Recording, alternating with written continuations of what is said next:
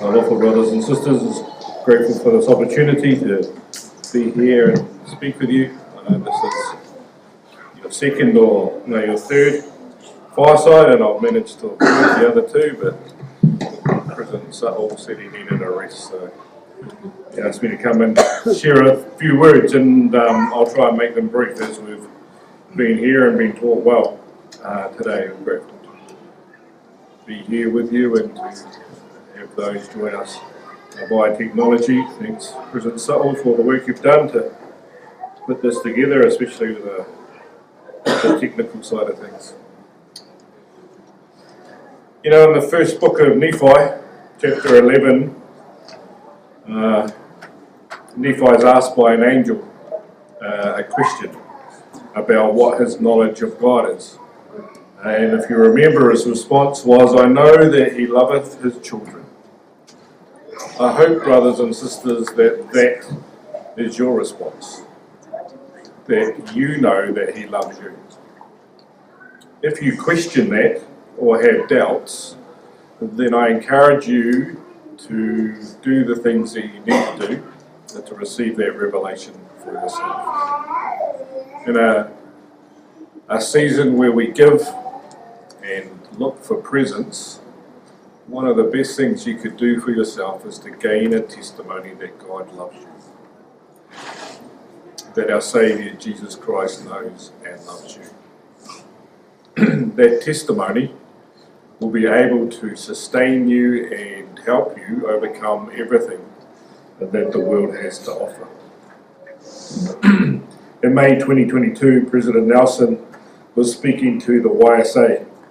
He spoke about many things, but a couple of things that he said was really important that they were to understand was, first, to know the truth about who you are, the fact that we are children of God, that we have a Heavenly Father and a Heavenly Mother, the parents of our spirits. We have an older brother, our Saviour Jesus Christ, and how much they love us. Second was to know the truth about what Heavenly Father and His Son have offered you. And so let me go to the theme today. In John 3:16, "For God so loved the world that He gave His only begotten Son, that whosoever believeth in Him shall not perish, but have everlasting life." What has Heavenly Father and Jesus Christ provided for us? President Nelson also speaks, and he quotes now President Oakes, about they have given us degrees of glory to work towards, celestial, terrestrial, that no matter what we do in this life, they have provided a degree of glory for us because they love us. And our goal should be to reach the celestial, to have everlasting life living with our Father in heaven and our Saviour Jesus Christ. Now, we can't comprehend what that's going to be like, but we can get glimpses of it here on earth. Our Waikolo gave a talk, I think it was in 2022, a conference as well, in which he spoke about there's many ways that we can see and understand and feel God's love in this life. But one of them is through our families, through the relationships that we have. And that's probably the closest that we will feel as humans to coming to understand how God loves us, how much He loves us, when we think about how much we love our families and the peace and the happiness that comes through that unity. As we continue to focus on our Saviour Jesus Christ, obviously this season, but I pray that Christmas is every day in terms of the way that you focus on our Saviour Jesus Christ and what He has done for us, especially through the atonement that He provided for each one of us. That opportunity to build a bridge or to knock down walls that will stop us gaining that blessing of eternal life, that life living with our Father in heaven and our Saviour Jesus Christ. How much He went through as we study His life. It wasn't just the suffering He did in the Garden of Gethsemane. It was just the constant barragement that he got throughout his life for the things that he taught, for the messages that he shared. People hated him constantly.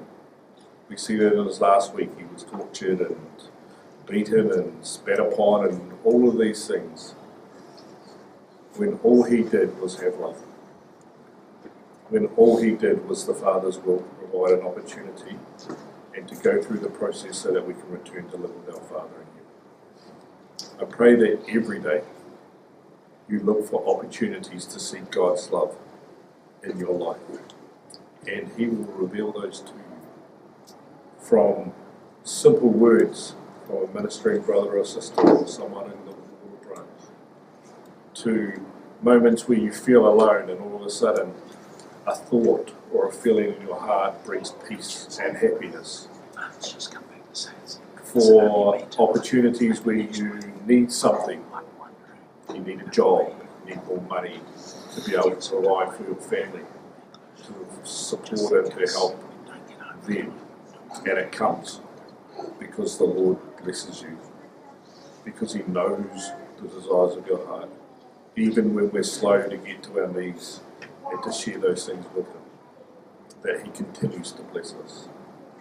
We may never fully come to comprehend until we meet him how much he loves us. But I promise you that you can get glimpses of that as you focus on him every day. As you focus on the blessings that come into your life, of the people that lift you up, that help you, that support you, that teach you. But those promptings and feelings of the Holy Ghost that bring his thoughts and feelings to your mind will really give you insight. Brothers and sisters, I pray that you know that God came to, our Saviour came to earth because of the plan the Father put in place. And that we chose. We had a choice. There were two plans, and the Father said we will go with our Saviour Jesus Christ. And we accepted that. Because we knew that returning to live with them would be worth everything that we would have to suffer when we came to earth. That we would have opportunities to come to know them, to see them in our lives, and to build those relationships. Because they loved us so much, they were never going to let us alone. They were never going to let us struggle through everything without having some support. Now we need to do our part, obviously. The Lord will not force us into heaven. As much as he wants to, that was the plan. He will never force us into heaven. But he will do everything in his power to support us, to help us, to provide those opportunities. And I pray that we take those opportunities, that we share those opportunities with our wives, our husbands, our children, our brothers, our sisters, our friends, our workmates, so that they can feel the same things, so that they can learn what it means to be loved by a Saviour who came to earth and who suffered from every pain, whose pain was so great that none of us could comprehend or do it, all because of love. That our Father in heaven, who when he was on the cross removed himself because he couldn't bear the suffering, but knew that it needed to happen because he loved us, because he loved you and he loved me. I hope that we understand that nothing we go through the Saviour does not understand. Because of those experiences and those things that he went through, that he can help us overcome and do everything that we need to do. And that he is always there. We are never alone. We may be physically alone, we may feel alone, but if we pause and take a moment and focus our minds and our hearts on our Saviour Jesus Christ, we will feel him, we will see him, and we will know that he loves us. That is my testimony, that our Saviour Jesus Christ walks beside us. So sometimes He carries us because of His love, because of the love of the Father. And the Holy Ghost is their constant companion to be able to guide and direct us, to be able to help us express and to feel those things. I hope that the Lord blesses you with everything that you stand in need of at this time in this Christmas period. But I hope that you take the opportunities to do the things that you know you need to do to build your relationship with your Saviour, Jesus Christ, every day. To pray, to read the Scriptures, to minister and to love those around us, and to look for opportunities always to serve and to be disciples of Jesus Christ. He loves us, and I love Him, and I'm grateful for all that He does. And promise, as I extend this invitation to you, to take it for me as well, because there are moments in my life when I can be better at remembering what He has done for me and how important He is in my life. And I leave that with you in the name of Jesus Christ. Amen.